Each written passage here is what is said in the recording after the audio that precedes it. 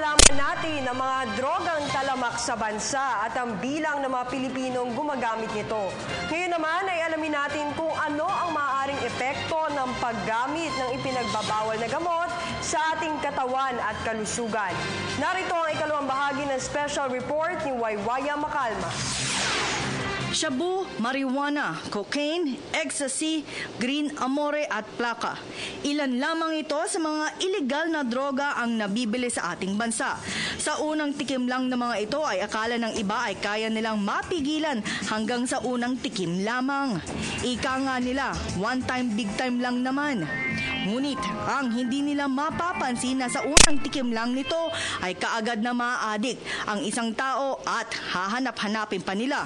Maaaring ang isang taong gumagamit ng illegal na droga ay hindi mapapansin na sila ay addict na rito. Ayon kay Police Senior Superintendent Leonardo Suwan, mayroong 6 na senyales kung ang isang tao ay lulong na sa ipinagbabawal na gamot. Ito, palatandaan, nagda-dry yung lips. Ang manarisin niya yung gano'n. Dry lips. Then, dilated yung pupils niya, nakadilat yung mata. Okay? Yung pawis niya, concentrated sa noo. Okay? Energetic, galaw siya ng galaw. Okay? Tapos yung ngipin niya, pinaglalaro niya, yung yan ang mga indicator. Habang ang epekto naman ng green amore sa katawan ay kakaiba, lalo't kapag sinabayan pa ito ng pag-inom ng alkohol, ay mapapabilis ang tibok ng kanilang mga puso at kalaunan ay maaaring mawalan ng hangin ang kanilang utak na magresulta pa nito sa paggasawi ng isang tao. Gaya na lang sa nangyari sa Close-Up Summer Concert na sa sobrang bilis ang tibok ng kanilang mga puso ay napunit na ang muscle at tissue nito at nawalan na ng hangin ang kanilang utak dahil sa pinaghalong shabu at ecstasy. The damage is permanent, no?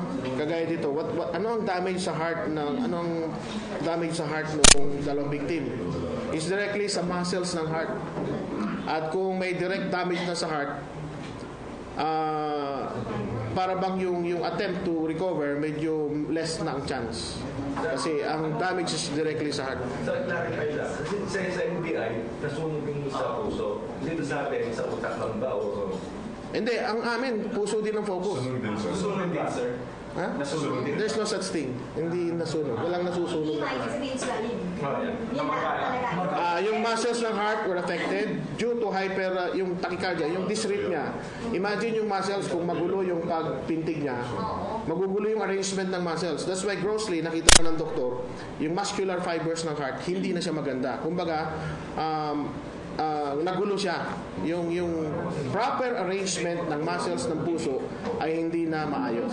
Para sa Telebisyon ng Bayan, ako si Waywaya Macalma.